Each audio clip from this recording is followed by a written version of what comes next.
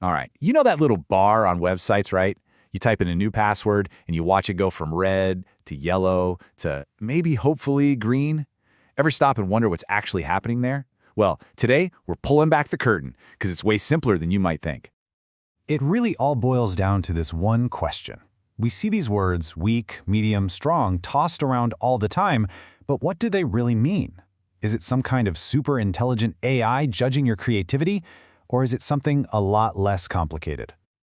And yeah, the answer is, it's not magic. Not even close. That little strength meter is basically just a calculator running through a very simple checklist. It's a scoring system, and it's giving you points based on a few really clear rules. And that's exactly what we're going to break down right now. You know the drill, right? Every new website, every new app means another new password you have to come up with. It can be a total pain, but understanding how their strength is actually measured, that's the first step to making smarter choices and, keeping your digital life secure. The best way to think about a strong password is like a recipe. It's not just one thing that makes it great. It's the combination of a few key ingredients all mixed together. If you leave one out, the final result just isn't going to be as good.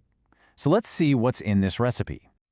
So, what are these so-called ingredients? Let's get right into the exact things that pretty much every password checker is looking for.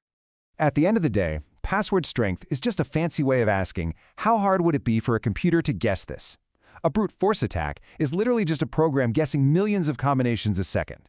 The more complex your password is, the longer that computer has to work. Our goal is to make that guessing game take, well, basically forever. And believe it or not, it all comes down to a super simple 5-point check. These are the 5 core ingredients. First, length. Is it at least 8 characters long? Then, variety. Does it have an uppercase letter, a lowercase letter, a number, and finally, a special symbol? Each one of those is a separate little test. Okay, so we've got our ingredients. Now, how do we turn that checklist into a final rating? Like weak or strong? Easy. We give it a score. And this is the best part. It's so incredibly simple. For every single one of those 5 criteria your password meets, you get 1 point. That's it. Password is long enough? Cha-ching, 1 point. Threw in a capital letter? That's another point. You get the idea. The maximum score you can get is a 5. So here's how that score turns into the ratings we actually see. If you score between 0 and 2, that's weak. A score of 3 puts you in the medium territory, and if you hit a 4 or a perfect 5, congratulations, you've officially got a strong password. Okay, so that's the logic. Now let's peek behind the curtain for a second and see how this actually looks in a programming language like Python. And hey, don't worry, you absolutely do not need to be a coder for this to make sense. We're just translating our simple rules into computer speak. So, remember our first rule? Length. In code, this is how that check looks. The program uses len, which is just short for length, to measure your password and see if it's greater than or equal to 8. Seriously, that's all that fancy-looking line of code is doing. It's just asking one simple question. Is this password at least 8 characters long? If the answer is yes, it says, awesome, add 1 point to the score. Okay, next up, it checks for the different types of characters. This line uses a little tool called a regular expression. It sounds complicated, but it's just a way to search for a pattern. Here, the pattern A-Z just means find me any character from capital A to capital Z. So this is just the computer's way of asking, hey, can you find at least one uppercase letter anywhere in here? If it does, it adds another point to the score.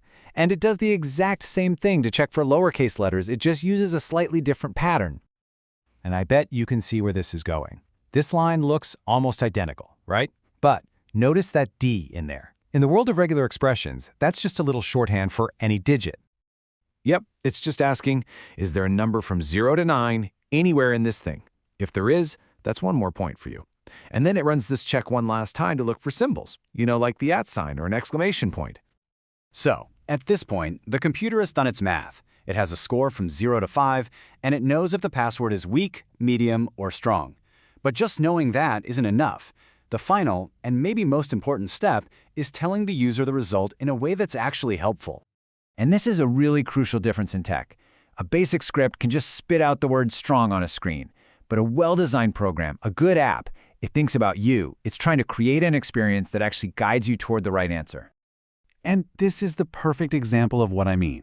On the left, you've got the raw data for the computer. It's functional, sure, but not very friendly. And on the right, that's the great user experience. It's that visual meter we all know. It gives you instant feedback and actually encourages you to keep tweaking until you hit that satisfying green bar. So, why does any of this really matter? Well, for one, you now understand the simple 5-point game that most websites are playing, and knowing the rules helps you make smarter, more secure choices online. But maybe even better, you've seen that a tool you use every day isn't some mysterious black box. It's just built on a foundation of really simple step-by-step logic. We've kind of demystified a little piece of our everyday tech world. And that leaves us with one last thought. We just took apart the password meter and found this simple recipe inside. So now I've got a question for you. What other everyday technology, maybe a traffic light, an ATM, a self-checkout machine, is also just running on a simple set of rules, just waiting to be understood? It's pretty cool to think about.